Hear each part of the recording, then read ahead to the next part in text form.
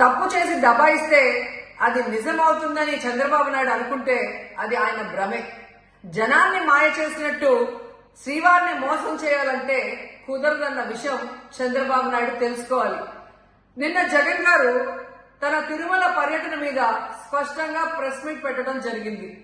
అయినా దాన్ని ఒప్పుకోకుండా చంద్రబాబు నాయుడు తప్పుల మీద తప్పులు చేస్తూ మళ్లీ మాట్లాడతాడు. జగన్మోహన్ రెడ్డి గారు తిరుమల రావడానికి భయపడుతున్నాడు, డిక్లరేషన్ ఇవ్వబడుతుంది కాబట్టి ఎస్కేప్ అవుతున్నాడు అని చెప్పి సూటిగా చంద్రబాబు నాయుడు గారికి చెప్తున్నా. చంద్రబాబు నాయుడు జగన్ గారి దమ్ము ధైర్యం గురించి రాష్ట్ర ప్రజలందరికీ బాగా తెలుసు. నిన్న కూడా ఆయన భయపడేవాడైతే అంత స్పష్టంగా ప్రెస్ మీట్ పెట్టి ఏ విధంగా తన మతం మానవత్వం, తను ఏ విధంగా బైబిల్ చదువుతారు, బయటకు వచ్చినప్పుడు హిందువుల మనోభిప్రాయాల్ని గౌరవించి గుళ్లకు వచ్చి పూజలు చేస్తారు, అలాగే మసీదులకు వెళ్లి ఎలా పూజలు చేస్తారు, అలాగే సిక్కుల్ని గౌరవించి ఎలా వాళ్ళ పూజలు చేస్తారో చెప్పడం జరిగింది.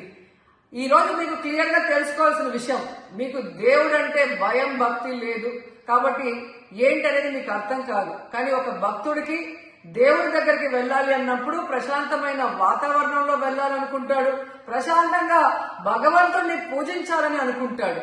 కానీ ఈ రోజు మీరు జగన్మోహన్ రెడ్డి గారు తిరుమలకు వస్తారని అనౌన్స్ చేసిన దగ్గర నుంచి బీజేపీలో కొందరు, జనసేన, తెలుగుదేశం పార్టీ ఎలా అలజడి సృష్టిస్తున్నారో అందరూ కూడా గమనిస్తున్నారు. ఏ విధంగా అలిపిరి దగ్గర మేము అటాక్ చేస్తాం, అడ్డుకుంటామని చెప్పటం, అలాగే వైఎస్ఆర్ కాంగ్రెస్ పార్టీ నాయకులందరికీ, కార్యకర్తలందరికీ నోటీసులు ఇచ్చి జగన్మోహన్ రెడ్డి గారి పర్యటనకి పర్మిషన్ లేదు కాబట్టి ఎవరొచ్చినా అరెస్ట్ చేస్తామన్నట్టుగా భయభ్రాంతులకు మీరు ఎలా గురి చేశారు. అండ్ ఈరోజు కుల రాజకీయాలు చేసి రాష్ట్రాన్ని భ్రష్టు పట్టించడమే కాకుండా మత రాజకీయాలు కూడా మీరు ఎలా చేస్తున్నారో అందరూ కూడా గమనిస్తున్నారు.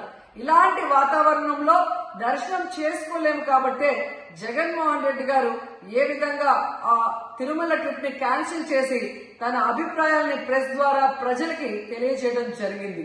సో నిజమైన భక్తుడు జగన్మోహన్ రెడ్డి గారు ఎప్పుడైనా మళ్లీ వెళ్లి వెంకటేశ్వర స్వామిని దర్శించుకోగలరు. 5 సంవత్సరాలు తన తండ్రి మరి ముఖ్యమంత్రిగా వెంకటేశ్వర స్వామికి పట్టు వస్త్రాలు ఇచ్చారు. జగన్మోహన్ రెడ్డి గారు 5 సంవత్సరాలు మరి పట్టు వస్త్రాలు ఇచ్చిన తర్వాత ఈ నీచమైన రాజకీయాలు చేస్తూ డిక్లరేషన్ పేరుతో మీరు మాట్లాడుతూ ఎవరు అడ్డుకున్నారు అని చెప్పి మళ్లీ దిగజారుడు రాజకీయాలు చేస్తున్నారు. సో భగవంతుడితో పెట్టుకున్న చంద్రబాబు నాయుడు నీతో పాటు ఆడిస్తే ఆడే వాళ్ళందరికీ కూడా భగవంతుడు గట్టిగా సమాధానం చెప్తాడు.